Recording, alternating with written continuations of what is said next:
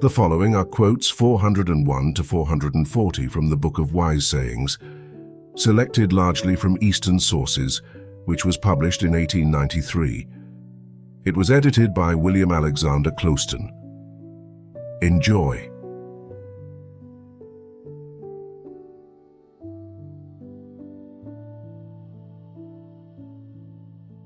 By a husband wealth is accumulated, by a wife is its preservation. It is very hard for the mind to disengage itself from a subject on which it has been long employed.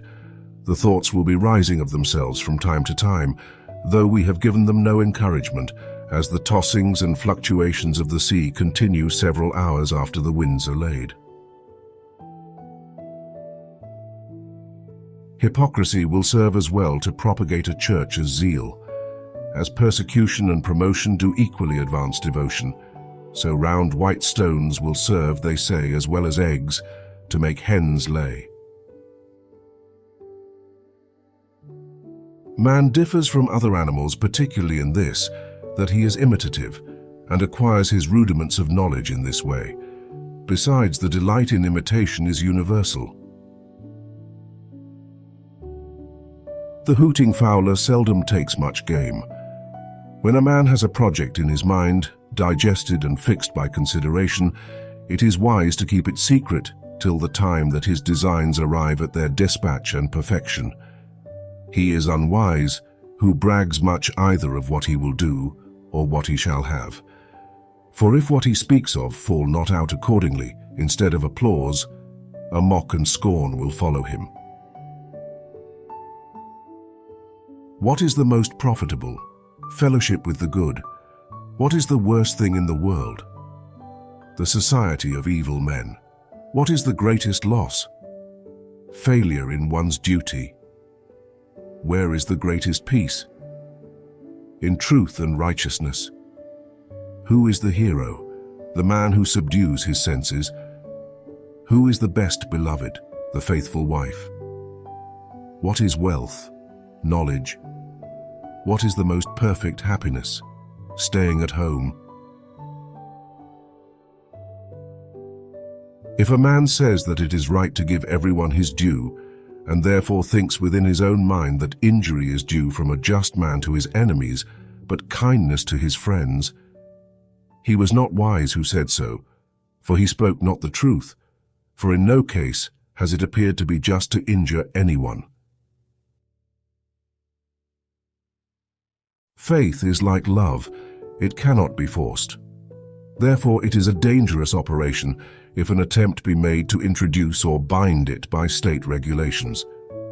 For as the attempt to force love begets hatred, so also to compel religious belief produces rank unbelief. We are like vessels tossed on the bosom of the deep. Our passions are the winds that sweep us impetuously forward. Each pleasure is a rock.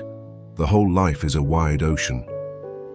Reason is the pilot to guide us, but often allows itself to be led astray by the storms of pride. Empty is the house of a childless man, as empty is the mind of a bachelor.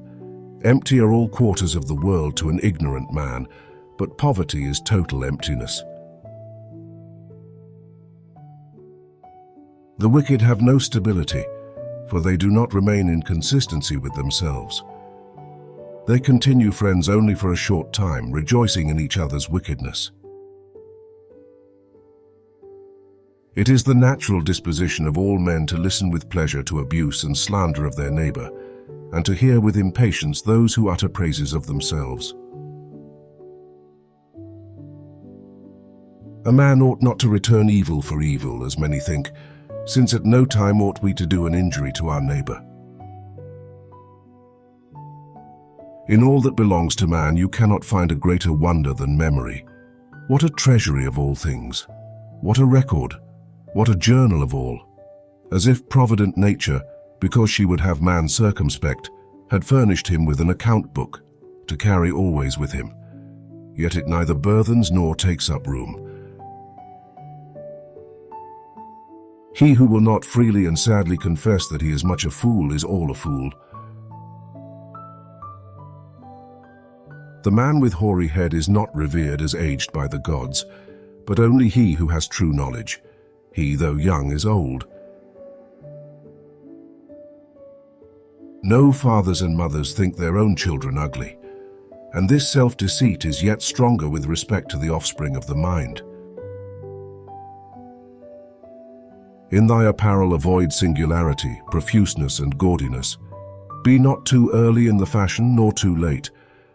Decency is halfway between affectation and neglect. The body is the shell of the soul, apparel is the husk of that shell. The husk often tells you what the kernel is. We have more faith in a well-written romance while we are reading it than in common history. The vividness of the representations in the one case more than counterbalances the mere knowledge of the truth of facts in the other. It is easy to lose important opportunities and difficult to regain them. Therefore, when they present themselves, it is the more necessary to make every effort to retain them. Among wonderful things is a sore-eyed man who is an oculist.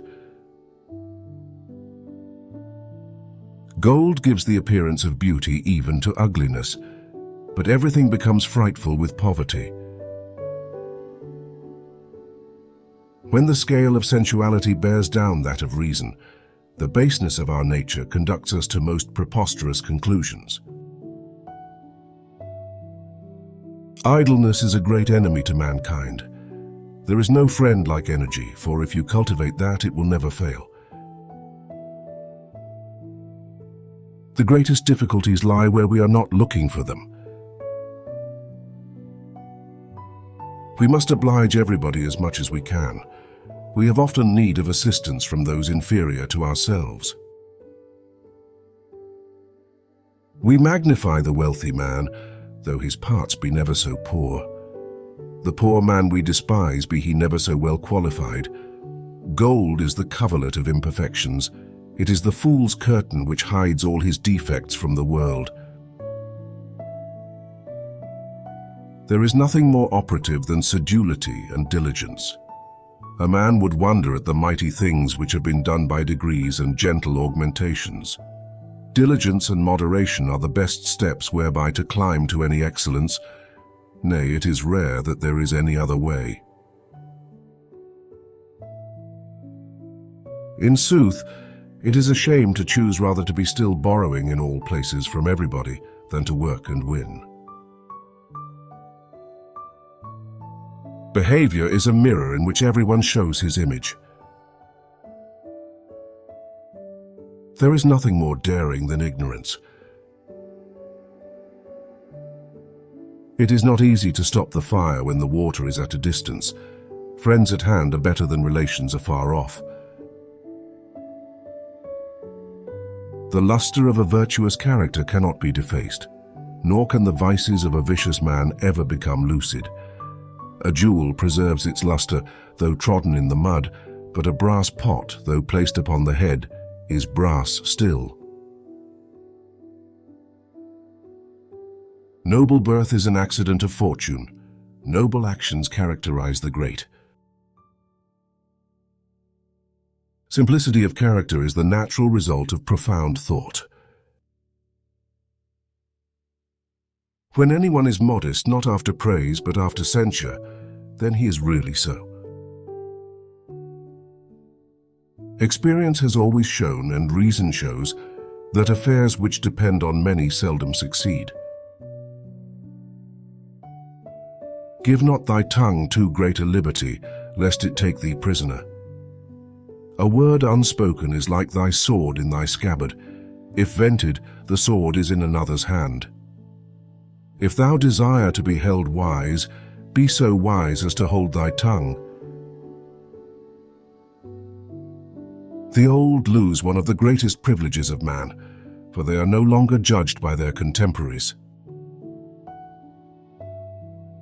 When the man of a naturally good propensity has much wealth, it injures his advancement in wisdom. When a worthless man has much wealth, it increases his faults.